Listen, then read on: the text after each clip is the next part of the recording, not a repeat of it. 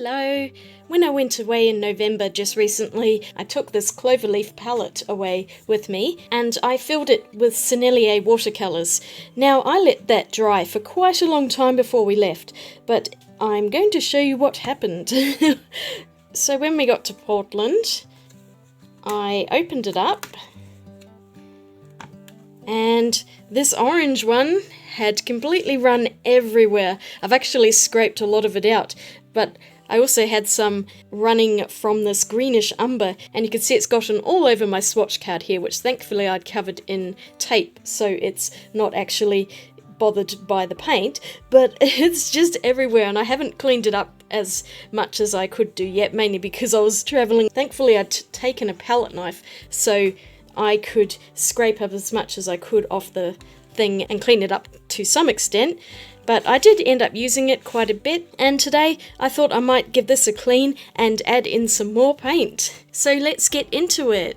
As you may have seen in previous videos that I've done, I have actually got the full box set of Sennelier tubes, but before I had that, I had this smaller box, and I got this on sale because one of the tubes was missing, so I ended up adding in a replacement tube. I think it was a slightly different colour because I couldn't get the one that was in there, and I also added I think 2 extra ones because I wanted to fill up this palette eventually. And you could see here I have actually made modifications because I think I ended up somehow with 1 extra tube, so I cut a hole here in order to fit it in there. And this one here is actually cut out of the Cloverleaf box because for some reason there's an L shape here of just plain plastic and it's just wasted space, so I just cut it out, and underneath you can see I've glued in a half pan and a full pan there.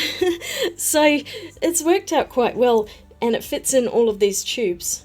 You can see quite a lot of them have been mostly squeezed out, so I'm hoping I can get most of this, if not all of the tube, into the rest of the palettes because they're quite deep. They're much larger than full pans, and I was just thinking that I might just want to try and use up as many of these tubes as I have. I do have another entire set of tubes, so these are extra ones. They're kind of just lying around in this box. I want to get rid of as many of them as I can. I don't think I'm going to be able to use the Helios purple up because it's in that tiny half pan, and you can see that is mostly full, so I will have a couple of tubes that won't be quite as emptied as others, but this one still has a lot of paint in it, so I'm not too worried about that. I'm just going to use up what I can out of this box. It also came with this beautiful porcelain dish, and so I might have to remember that that's in there and use it once in a while. So I'll sort out my palette, I'll clean it up, I'll pour out the paint tubes, and then I'll do a painting with this set. I might even swatch all the colours out just so you can see what colours actually came in with it,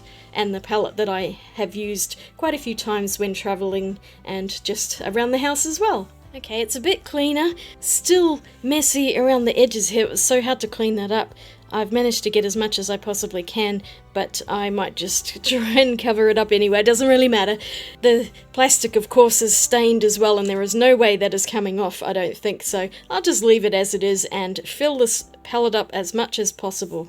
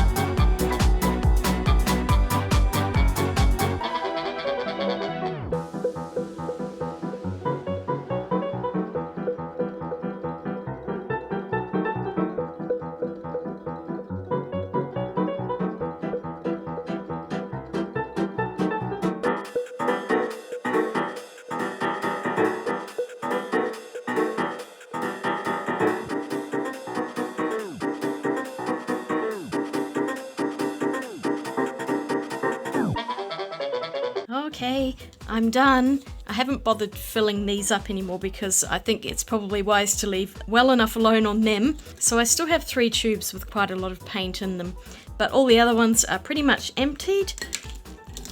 I just realized while I was doing this that I do not have a tube squeezer in my studio at all, so there's probably a tiny amount of paint left in each one, so I'm not going to throw the tubes out yet. I'm going to store them somewhere else. I have a place for used tubes that I want to do something with eventually. This may well have been a very bad idea, filling these up to the brim, and that's because Sennelier paints have honey in them, and I have absolutely no idea if these are ever going to set, but I'm going to set them aside for now and let them dry out as much as possible before I do some painting. So I did film this part in advance so I can have some time to let everything set, because it's really hard to paint when the paint is this wet. I really hope neither of the cats manages to step on that. It will be a horrendous mess if they do.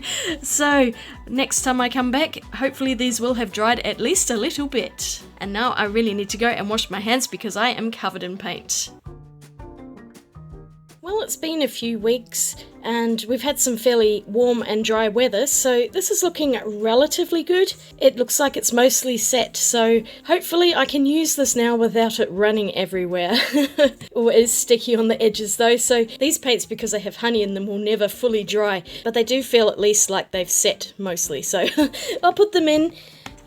Shall I swatch them? Oh, go on, I might as well. I will swatch all these colours so you can see them. I mean, I do have a swatch chart just up here, but I may as well swatch them out again because that's always fun. I also want to do some kind of artwork with them, and I really want to do this last calendar picture, which I've already got paint on, so I'm committed now. That's stuck on my thumb, how annoying. So this is Joanna Basford's 2021 calendar. I have one more picture to paint, and that is December's one, so I figured I might as well try it today. This is not watercolour paper, but it is quite thick, almost cardstock, so I figure watercolour may hold up on it. I'm not too bothered, I'm going to do this anyway. It's the last picture. I've already smeared black on it, so might as well paint it all. These are poinsettias, it's almost Christmas, so I figure this is perfect for today's video. But let me just swatch them out first and then I'll get painting this. There we go, beautiful. Let's just ignore the fact that those are going on a slight slant there. Never mind, I'm awaiting some stamps in the mail and they are just taking forever to get here, so I'm just going to have to do it the old-fashioned way by ruling it. So this is just an off-cut piece of paper, it's cotton, and I figured I might as well just swatch on here. Oh, and one other thing, if you're interested in knowing more about these colours, I do have a video which I made, I think it was last year, of all 98 colours in the Sennelier range, so I will link that somewhere either up there or at the end of the video, and you could check that out if you want to see more about these colours and see the entire range of colours that Sennelier have. This is by far not all of them, this is just a small selection. I'm swatching these in a zigzag pattern from the top of the box down to the bottom, just so that all the colours follow more of a rainbow order. I love Sennelier's French Vermilion, it's one of my absolute favourites by them. So I'm pretty sure this set was originally 14 colours, and the one I got had 13 in it because it was missing one. So the colours that I've added are the indigo and Helios purple, and that warm sepia was the one that was missing. Originally, I am pretty sure it was raw umber, and either it had sold out or I just decided to go with the warm sepia because I prefer that colour. I can't remember why. But I do really enjoy this palette of colours, and I think it covers everything, although I realise there is one that I would have liked to have in there, and that is either a raw sienna or a yellow ochre, because it is very much missing that earthy yellow colour. But never mind, other than that it's actually a pretty good set, although it does have quite a few blues in here. I probably didn't need the indigo, but I just love indigo so much, it always usually ends up in a palette. And this Helios purple is another one of my favourites. I'm pretty sure that's quinacridone magenta, and it's just such a bright, beautiful colour. And then we have a couple of earth tones here, including that warm sepia that I opted for, and the Payne's Grey, which is also one of my absolute favourite Payne's Grey of any brand. But going straight into painting the calendar, I did not realise this is actually upside down, and I'm pretty sure for the rest of this video it stays that way. I didn't even notice until I hung it up and realised that it was upside down. Oops! but I honestly don't think it matters because it works either way. I painted the upper petals with French vermilion. It's such a wonderfully bright red colour and quite warm as well. And then I went with the deeper and cooler Crimson Lake for the petals underneath. The paper held up pretty well on this, and while it didn't blend quite as well as nice cotton watercolour paper, the paint was still able to disperse fairly well in water, although I did paint a bit more like a colouring book rather than as a very loose watercolour painting. I'm using two brushes here because I'm adding water with one and then the other brush has a more concentrated version of the paint. And this just helped to blend it out a bit more and make it slightly more interesting so it's not all one shade. But I was a bit lazy on this in that I didn't spend a lot of time trying to shade things from dark to light. And you could see the carmine is running into the vermilion, which I quite like because it helps the colours blend together and it makes it just a little bit looser.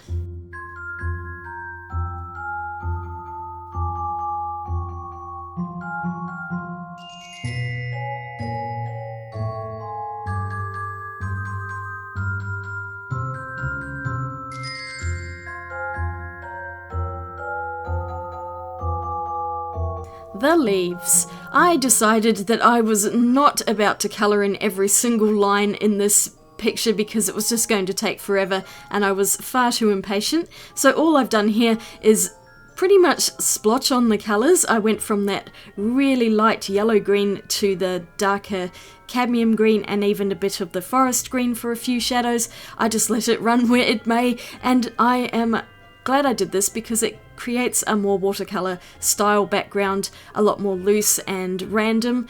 And I think it was a good call because it makes the flowers really stand out as the stars of the show, and then the leaves just kind of go back into the background a bit more.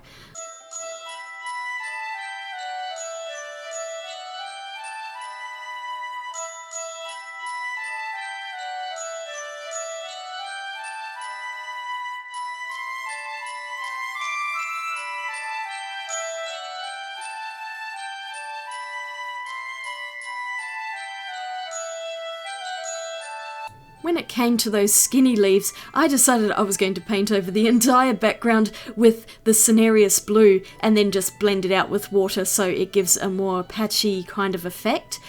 I am going to come back to those skinny leaves and go over the top of them with another colour, but it was just too hard to paint those first and then try to go in with the background. This way it was just much easier, just paint over everything blue and then I'll come back and go over again with another green.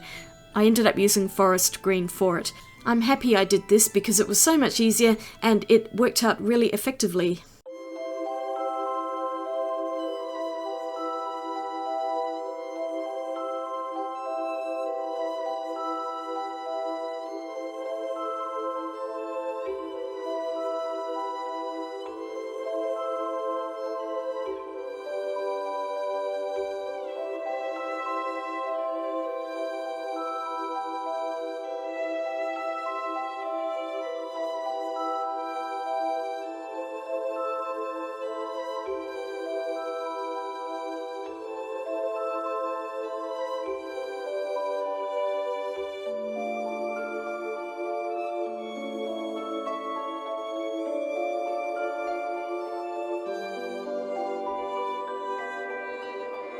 I felt like it needed something else, so I went in with some of that gold gouache that I got recently. And would you believe I found a silver as well? I'm so happy, so you'll see the silver get splattered on as well.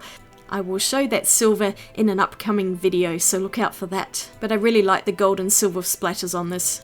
And here's the finished piece. I really like how this turned out. At one point with the leaves I was thinking I've made a terrible mistake, but once I added in the dark green detail I think that's a lot better, and adding in the gold and silver gouache just brings it to life. I love that Sennelier blue, it's such a happy colour, and all of these ones together I think make a really good combination. So I didn't use all of the colours in my paint box, but maybe about a third of them. I did think about going darker with the background, but I actually just am happy with how this turned out, and this paper held up really well. It's warped a bit, but you know, nothing too major. Here are the swatches I did.